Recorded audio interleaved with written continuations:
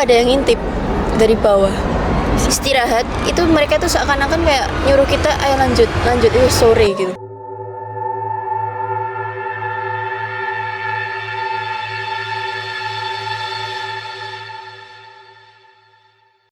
Pendakian bukan soal tentang menaklukkan ketinggian, tapi juga tentang apa yang mungkin mereka bangunkan di sepanjang jalan sunyi. Hai guys, kembali lagi dengan aku Hani di Jejak Jalan Sunyi. Hari ini kita kedatangan tamu yang spesial yang akan menceritakan pengalaman horornya saat pendakian pertama. Oke, langsung saja kita sambut bintang tamu kita hari ini, yaitu Kak Salma. Halo Kak, gimana kabarnya? Alhamdulillah baik. Oke. Katanya hari ini mau bercerita tentang pendakian pertamanya nih Kak. Iya betul. Kira-kira apa sih yang bikin nggak bisa lupa tentang pendakian pertamanya itu Kak? Yang bikin nggak bisa lupa sih karena waktu itu saya tersesat ya. Karena sebenarnya tujuan saya itu bukan ke Gunung Lincing, melainkan ke Gunung Buduk Asu. Jadi itu sih yang nggak bisa dilupain sih. Oh, beda jalur ya Kak? Iya. Oke, kita tunggu dulu cerita lengkapnya. Buat kalian yang penasaran cerita tentang perjalanan pendakian Kak Salma, jangan lupa like dan komen, subscribe dan share sebanyak-banyaknya. Oke, kita langsung saja masuk ke ceritanya. Salma, mungkin bisa diceritakan dari awal gimana kejadiannya Kak? Baik, jadi waktu itu sih saya mendaki di tahun 2024, tepatnya di bulan Agustus. Saya mendaki itu bertiga, tapi saya tuh berangkat dari Madura bersama mas saya, sebut saja Mas W lah. Nah, kita itu tujuan kita itu di Malang, di Buduk Asu. Kita berangkat siang dari sini sekitar jam 12-an menuju ke kosnya temennya Mas W. Nah, namanya itu Mbak B. Nah, sampai sana itu sekitar sore karena kita berangkatnya dari sini siang. Nah, di sana sebetulnya rencana kami itu mau mendakinya itu malam. Jadi sekitar jam 12 malam itu kita mau berangkat ke Buduk Asunya karena tujuan kita ini nyari sunrise. Jadi kita mau ngecamp di sana, terus jam subuh itu kita mau lihat sunrise. Tapi waktu itu pas kita wis datang ke kosnya Mbak B ini, ternyata kita bukan lupa sih, belum pesen tenda. Karena Mbak B ini juga ternyata gak bisa masang tenda, dan juga Mas W ini juga gak bisa, apalagi saya gitu. Kami bertiga ini benar-benar pemula, tapi yang Mas W ini udah pernah naik gunung 1 kali. Jadi yang benar-benar pemula banget itu saya sama Mbak B. Jadi saya karena karena saya nggak mempersiapkan apa-apa, saya cuma manut-manut aja waktu itu. Ya udah pokoknya saya manut aja. Terus pada akhirnya kita itu berangkat jam 5 pagi karena kita gak jadi berangkat malam. Jam 5 pagi kita ke tempatnya, ke Buduk Asu itu. Nah, kita bertiga naik motor ke sana sampai ke loketnya. Kita ya biasa bayar 50.000 bertiga. Tapi di sana sekitar jam 6 pagi itu masih sepi banget. Gak ada orang waktu itu, waktu kita bayar tiket maksudnya. Jadi kita cuma bertiga tok, habis itu parkir. Nah, parkir itu ditanya lah sama tukang parkirnya, mau kemana gitu. Kita jawab ke Buduk Asu. Nah, di Buduk Asu itu katanya estimasi itu 2 jam. Jadi kalau kita naik jam 6, harusnya jam 9, 8 ya, jam 9-an tuh udah di parkiran lagi, udah balik lagi gitu. Oke. Pokoknya udah habis dari parkiran, itu motor tuh cuma di parkiran tuh waktu kita datang tuh cuma 2, karena emang bener-bener sepi waktu itu. Nah, selanjutnya kita berjalan mau ke trekkingnya. Nah, karena Mbak B ini katanya itu pernah bukan ke Buduk Asunya tapi ke jalannya, jadi kita ya manut ke Mbak B. Nah, waktu itu karena saya benar-benar pendaki awal, saya gak tahu ya kalau ternyata mendaki itu perlu registrasi, perlu menyerahkan KTP seperti itu. Jadi waktu saya mendaki itu tidak registrasi, tidak seperti itu. Jadi kita hanya manut Mbak B ini. Nah, kita jalan lewat kebun teh. Kalau kalau Kak Ani tahu itu kebun teh, misalnya kebun teh, jalannya itu berbatuan. Waktu itu rame memang. Waktu itu rame. Pas awalnya emang saya cuma bertiga. Pas kita berjalan tuh akhirnya banyak orang yang datang lewat situ juga. Nah, kami pikir ya mereka semua akan ke Buduk Asu. Sampai akhirnya kita masuk ke jalan kebun teh yang benar-benar cukup, jalannya itu benar-benar cukup cuma satu orang. Jadi benar-benar yang full kebun teh. Yang tadi kan jalannya masih bebatuan, masih lebar, itu masih bisa dilewatin mobil. Yang ini kita masuk ke jalan yang benar-benar kecil. Nah, di situ kita jalan sampai akhirnya kita ketemu persimpangan. Jadi ada jalan ke kanan sama jalan lurus. Nah, di situ kita gak tahu jalannya karena dari awal kita gak dapat peta karena emang kita gak registrasi kan. Kita gak dapat peta, kita gak tahu, kayaknya nyoba nge-maps di situ. Ternyata memang gak tahu karena gak ada penunjuk jalan sama sekali. Sampai akhirnya ada mas-mas 3 orang itu dari belakang kita itu nanya ke kita, mau kemana mbak gitu. Terus nanya, kita jawab ke Buduk Asu. Ternyata masnya juga ke Buduk Asu. Nah, masnya ini ternyata juga bingung antara lewat lurus atau lewat ke kanan. Nah, tapi masnya memutuskan untuk lurus dan bilang gini ke saya masih ingat, bilang gini ke kami, lurus aja mbak, karena kalau hilang ya gak apa, biar tim SAR ada kerjaan. Ngomongnya gitu. Waktu itu kita ya bingung, ini mungkin mereka cuma bercanda atau gimana. Tapi akhirnya itu kan kalau lurus jalannya masih sama, masih masuk kebun teh itu. Tapi karena kami bingung, akhirnya kami memutuskan untuk mengikuti 3 cowok itu tadi. Nah, kalau Kak Ani tahu itu kan kebun teh, kalau dari jauh itu kan masih kelihatan kan, misal setengah badan orang itu masih kelihatan. Jadi pas sebenarnya waktu itu kan kita nyusul mereka itu kan nggak terlalu lama, jadi itu masih kelihatan sebenarnya. Tapi entah kenapa waktu kita berusaha menyusul mereka itu mereka udah hilang, benar-benar nggak kelihatan, nggak apa. Nah, itu awal mula kita tersesat. Kenapa kakaknya sudah tahu kayak mau tersesat gitu, kenapa nggak kembali aja? Atau nggak waktu ketemu sama 3 pendaki itu kan kakaknya sudah bingung kan untuk alurnya kemana, ke arah mana? Kenapa nggak bilang untuk bareng-bareng gitu kak jalan ke sananya? Nah, sebenarnya waktu itu karena saya benar-benar pemula ya, saya itu hanya manut teman saya. Jadi mereka ngomong apa ya saya ikut aja. Karena waktu itu ya saya percaya sama mereka, karena ya udah saya ikut aja, nggak tahu bakal tersesat apa gimana gitu. Ya kita kan awalnya juga mau ngikutin mas-mas bertiga tadi kan, nggak tahu juga kalau ternyata mas-masnya hilang gitu aja. Dan sampai ya nanti pas kita pulang pun kita gak ketemu mas-mas itu. Jadi kita gak tahu mas-mas itu berhasil sampai Buduk Asu apa enggak gitu. Saya lanjutkan ya kak. Iya. Waktu abis kita masuk ke Bunda itu kan kita bingung nih, karena gak ada penunjuk jalan. Akhirnya kita manut ke maps. Waktu itu masih ada sinyal, masih ada mapsnya masih bisa digunain. Nah, yang pegang maps itu Mas W. Dia jalan terus, ya saya di belakang ngikutin aja. Sampai akhirnya kita ketemu kayak penunjuk arah Pagerwatu. Pagerwatu ini kan udah melenceng jauh ya dari Buduk Asu. Jadi kita benar-benar ternyata treknya itu udah salah. Mau ke Buduk Asu itu kita gak jalannya gitu. Sampai akhirnya kita memutuskan untuk ya udah kita lewat Buduk Asu ini aja, lurus. Terus akhirnya kita lewat situ. Nah, habisnya dari situ itu tuh ada penunjuk arah. Saya agak lupa itu apa, tapi itu masuk jurang. Nah, Mas W ini yang sebelum kita masuk situ, Mas W ini dulu yang mau ngecek. Ternyata pas dia ngecek itu benar-benar jurang. Itu jurang. Kita habis itu alhamdulillah dia bisa ke atas lagi, terus ngomong ke kita ini gak bisa dilewatin gitu. Sampai akhirnya kita memutuskan untuk lurus terus. Di sini akhirnya kita kan mulai capek, terus kita duduk istirahat.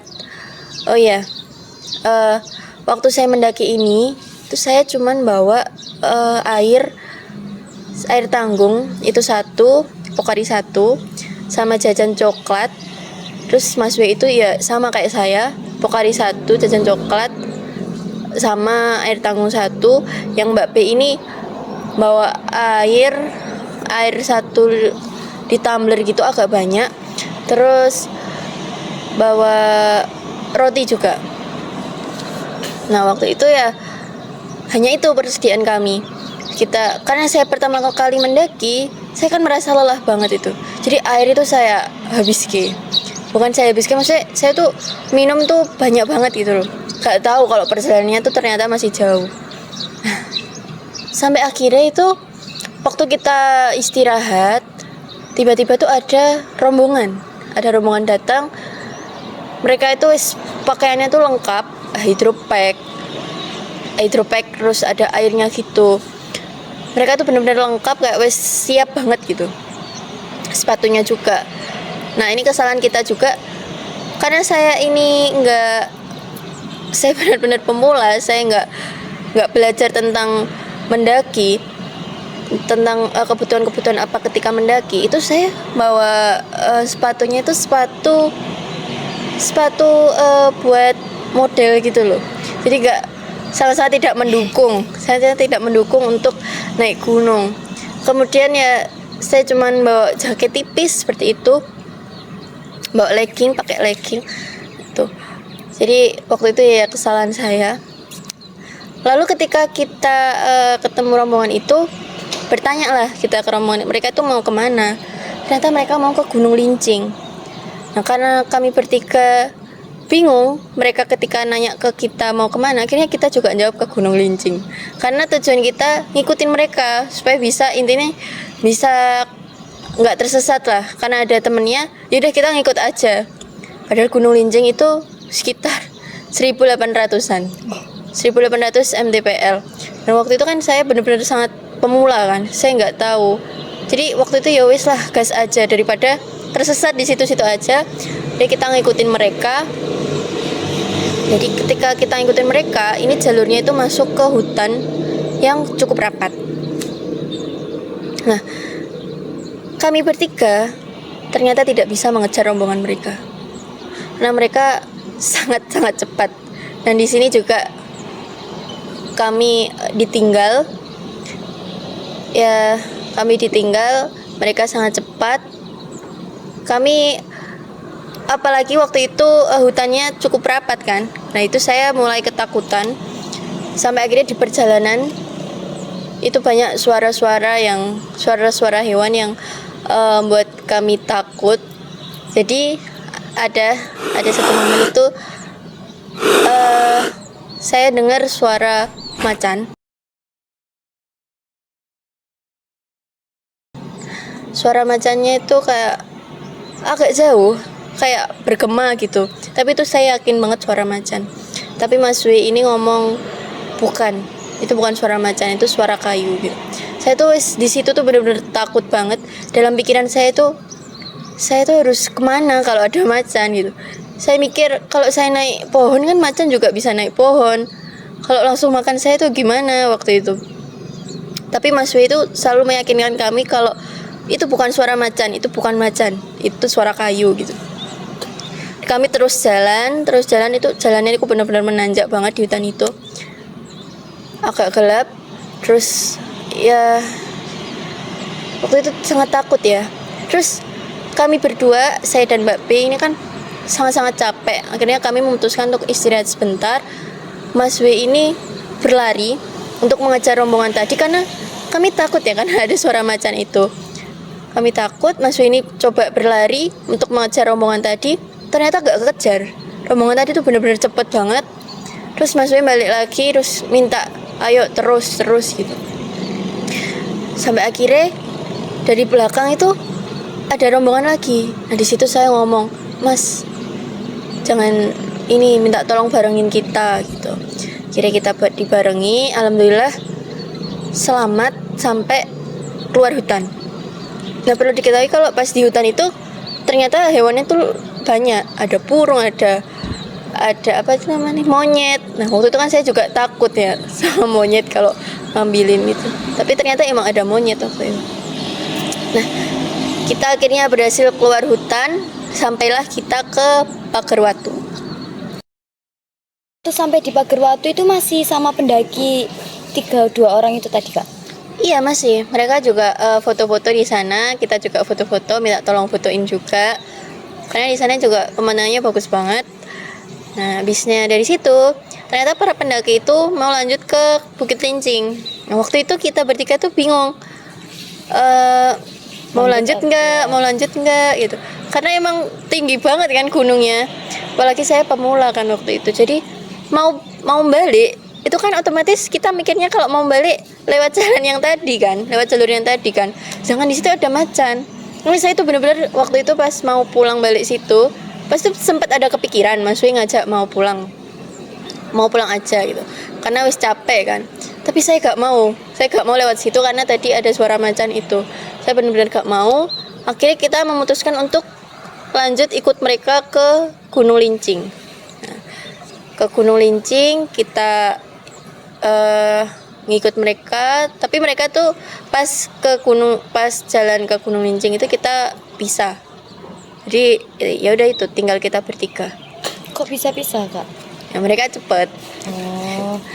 Pas kita naik alhamdulillah nggak ada masalah. Sampai puncak itu sekitar jam 12 siang. Iya, jam 12 siang. Waktu itu agak kabut. Jadi nggak terlalu panas, nggak cerah. Pas turun itu lumayan cerah. Jadi kita di puncak itu sekitar 30 menitan. Habis foto-foto, habis itu turun. Itu di Lincing? Iya, di Lincing. Habis itu turun. Nah, ini juga salah satu kesalahan kita pas turun ini. Ternyata waktu kita turun itu kan kita ngikut orang-orang kan. Waktu itu juga rame, lumayan rame. Nah, ikut orang-orang ini ternyata melewatnya itu jalur Arjuna, trek jalur Arjuna waktu itu. Jadi ketika mereka mau ke Lincing itu di bawah itu sudah harusnya registrasi dulu.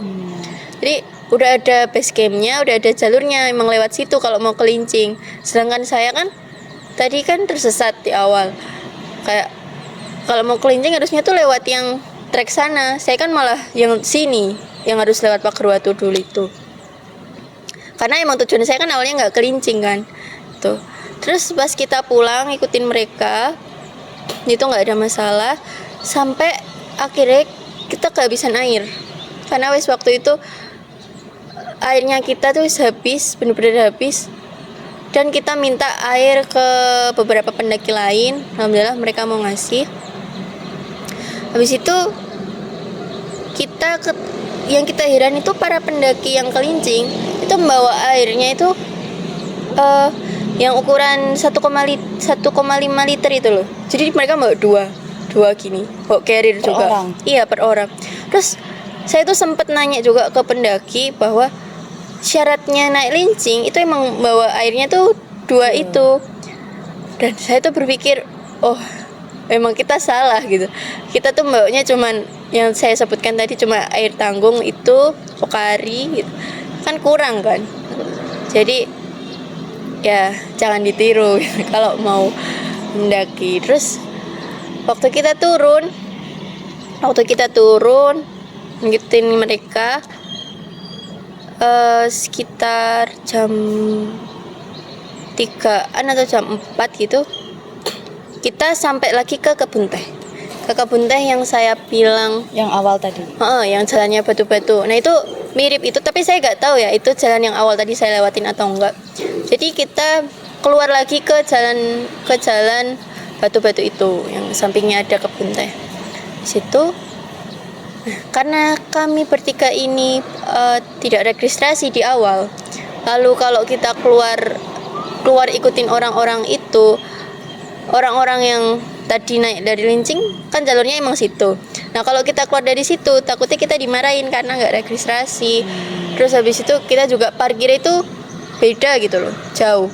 Nah Mas W ini ngomong kalau yaudah kita masuk ke kebun teh aja, ke kebun teh yang jalannya satu.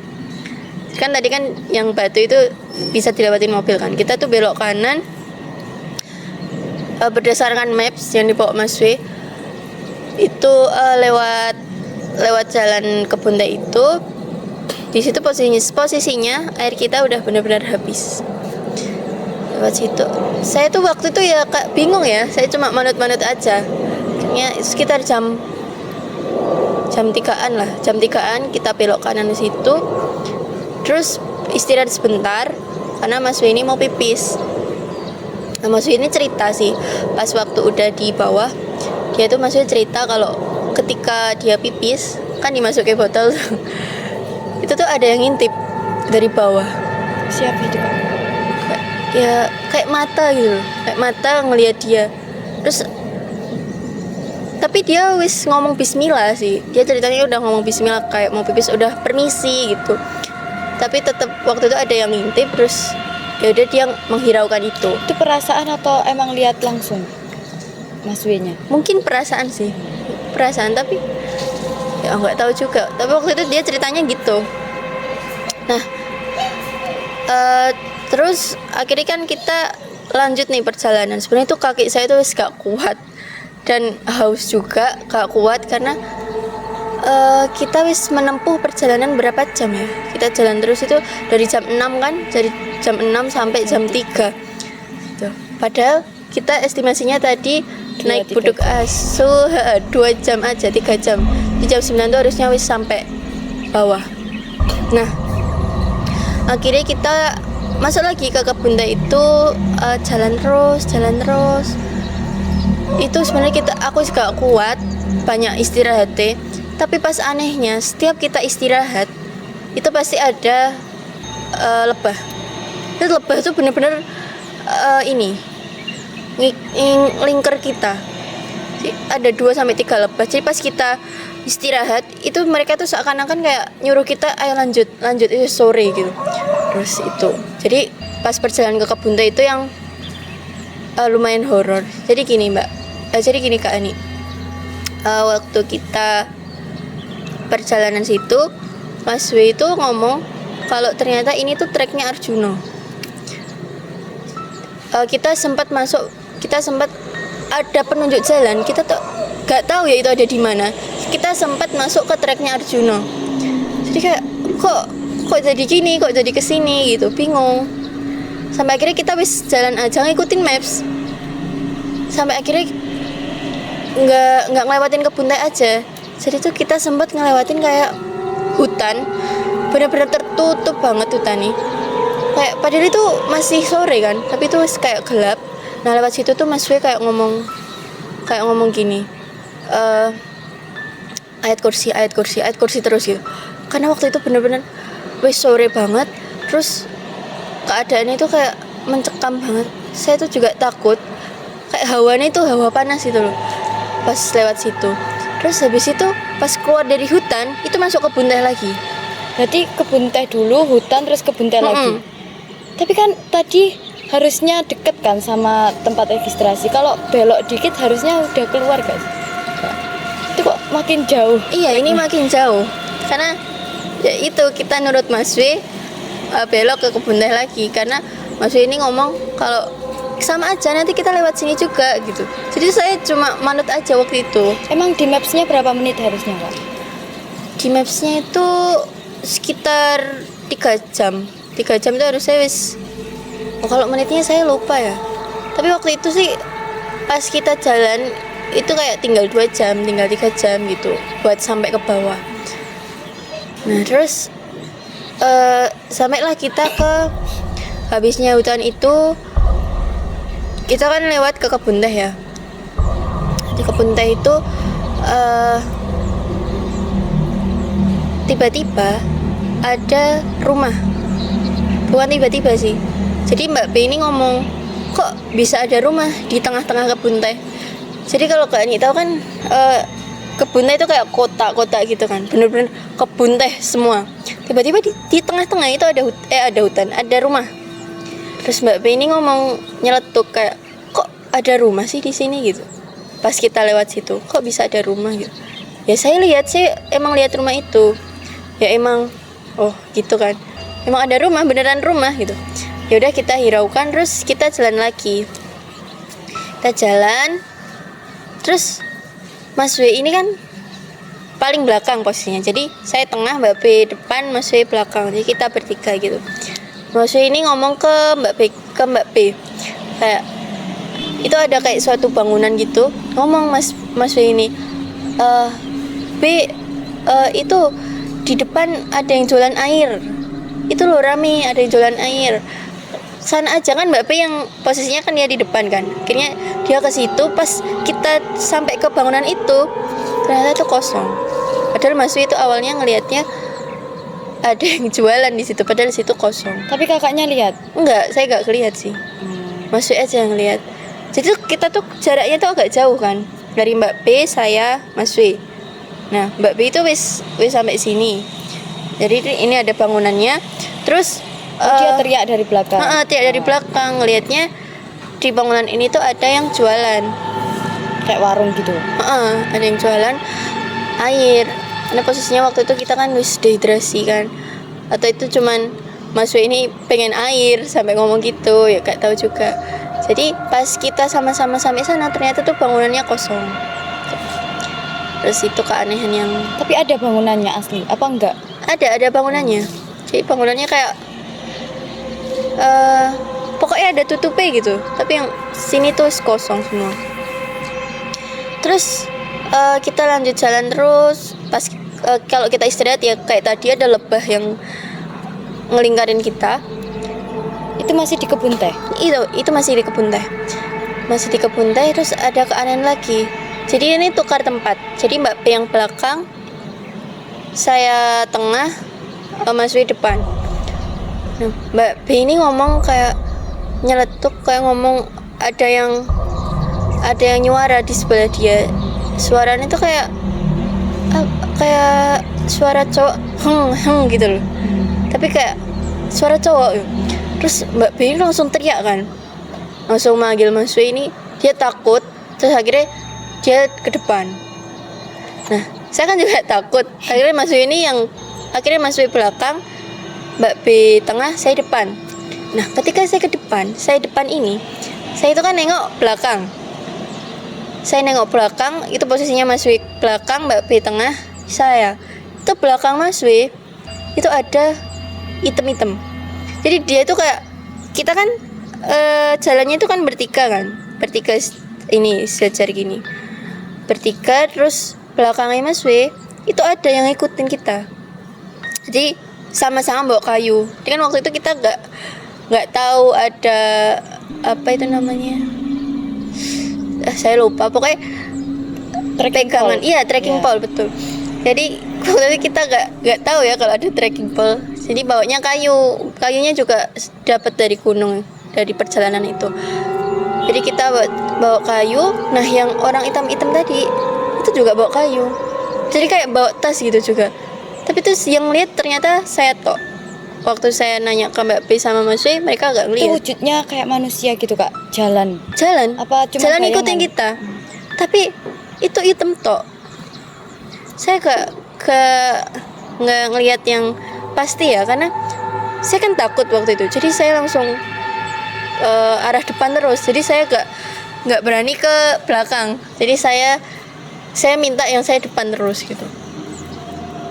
Nah itu kira pas dicek di map, saya kan penasaran kan, yang megang maps itu kan Mas W. Saya nanya, ini kurang berapa jam lagi gitu. Padahal kita tuh jalan itu saya rasa itu lama banget. Ternyata di maps itu masih 2 jam. Dari tadi tuh masih 2 jam. Gitu terus sampai waduh ini bisa keluar nggak ya gitu. Sampai akhirnya kita bertiga ini hampir memutuskan kalau misal gak bisa keluar hari ini, daripada tenaga kita habis, kita memutuskan untuk ya berhenti dulu gitu. Karena posisinya kita kan gak juga bawa air kan. Jadi dehidrasi banget, gak bisa mikir waktu itu. pengennya berhenti dulu. Tapi setiap kita berhenti, yang saya bilang tadi ada lebah itu bener-bener kayak mengganggu banget. Jadi kayak kita harus jalan terus sampai akhirnya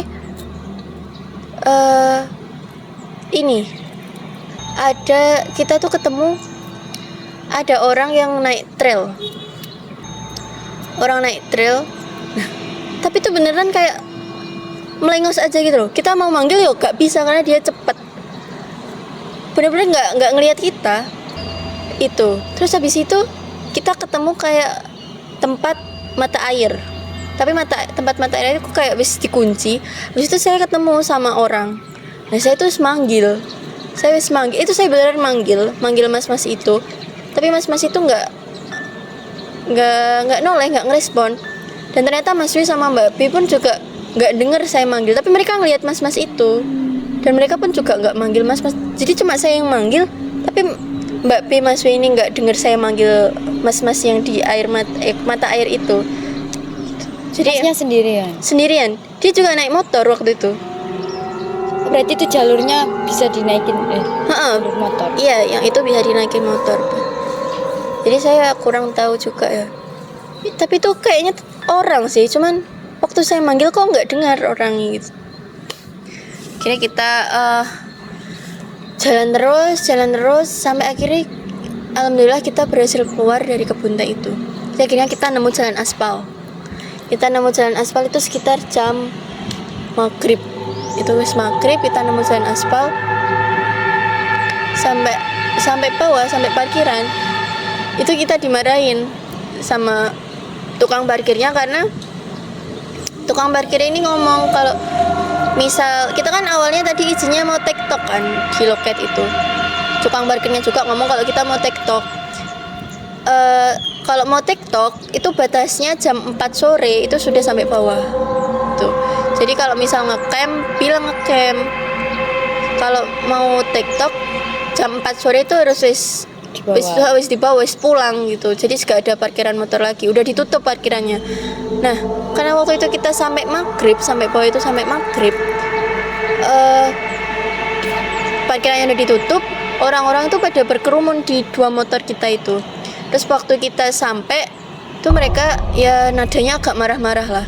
Dari mana aja kok baru sampai gini-gini. Nah itu Mbak P yang jelasin ke mereka, jelasinnya kayak tapi kita nggak ngomong tersesat waktu itu. Kita ngomong naik ke Gunung Buduk Asu sama Lincing. Jadi kayak habis dari Buduk Asu ke Lincing gitu ngomongnya tuh.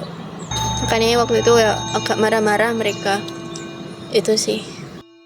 Terus gimana Kak cerita selanjutnya? Ya selanjutnya kita habis dari parkiran itu kan naik motor terus pulang ke kosnya Mbak P. Nah di situ kita bertiga tuh cerita-cerita nih tentang tadi kita ngapain aja. Maksudnya saling membuka cerita lah. Jadi baiknya tuh waktu itu pas waktu kita mendaki terus ketemu hal-hal yang aneh itu kita tuh diem aja. Jadi waktu pas di bawah kita baru ngomong. Jadi Mas Wi itu ngomong kalau yang tadi itu yang dia pipis itu habis dikeliatin itu kan dia ngomongnya pas di bawah. Jadi pas saat kejadian dia nggak ngomong gitu. Terus waktu dia yang saya cerita tadi ngejar rombongan waktu kita di hutan yang gelap waktu mau ke Pagerwatu itu dia sebenarnya dengarnya suara macan bukan suara kayu. Dia tuh beneran dengar suara macan dan itu emang bener macan gitu loh. Tapi Mas Wi ini ngomong ke kita kalau itu suara kayu biar kita nggak takut dan lanjut terus tuh. Terus yang saya cerita tadi ada item-item di belakang itu saya juga ceritanya di bawah. Terus yang perlu diketahui juga bahwa pada waktu kita mendaki sebenarnya itu saya itu ternyata head. Dan saya nggak tahu kalau head. Jadi pas saya pulang, maksudnya saya baru di kos itu ternyata baru tahu kalau saya itu head. Nah, yang lain juga itu Mbak P ini pas waktu mendaki, ya mohon maaf ya, karena memang kita pemula. Mbak Pri ini bukan sering ya, beberapa kali ngomong agak kasar. Habis itu kita tuh juga mendakinya bertiga kan, ganjil, dan juga kita itu ngelewat ke treknya Arjuna. Dan saya pernah dengar tuh kalau ke Arjuna gak boleh ganjil kan. Nah kita ngelewatin treknya Arjuna itu, dan kalau ke Arjuna juga gak boleh pas head gitu. Mungkin itu sih kenapa kok kita sampai diganggu, bukan diganggu, maksudnya jalannya tuh nggak nemu gitu, agak tersesat, terus ketemu orang tapi nggak tahu ya orang itu ngelihat kita apa enggak itu.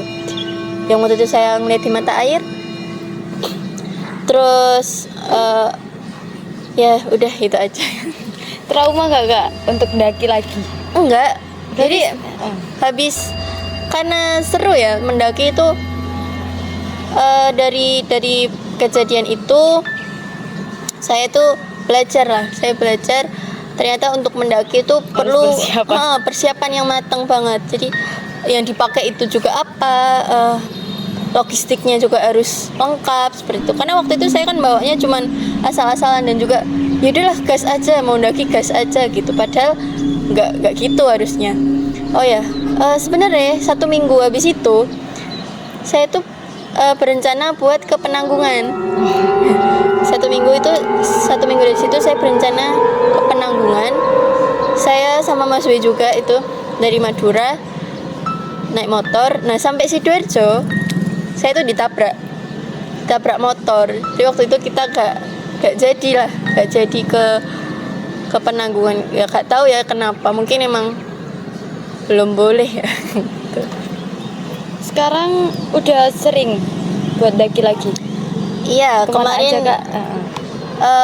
Udah ke Putuk Grakal sama ke Pundak sih, baru situ. Ya nanti kalau ada rencana lagi mungkin bakalan daki lagi sih. Mau nyoba ke gunung yang beneran gunung, maksudnya yang ngecamp 3000 mdpl. Jadi belum pernah ngecamp? Belum, kalau ngecamp belum pernah. TikTok langsung? Iya, TikTok. Ya ini saya masih pemula sih sebenarnya. Kalau yang Mas B sama Mbak P itu sekarang wis sampai mana-mana. Udah ke Gunung Lawu, ke Sindoro, ke Kawi. Wis bener-bener kayak udah gitu, wis pendaki. Tapi kalau saya karena saya ya masih agak takut ya. Iya, fisik saya itu sebenarnya kurang kuat juga ya, karena kalau mau mendaki itu kita harus olahraga yang benar-benar olahraga, sedangkan saya tuh males banget olahraga. Makanya untuk mendaki itu ya gitu. Paling tinggi berapa mdpl? Paling tinggi di Lincing saya. Jadi 1800 itu. Jadi sampai atas ya? Sampai atas.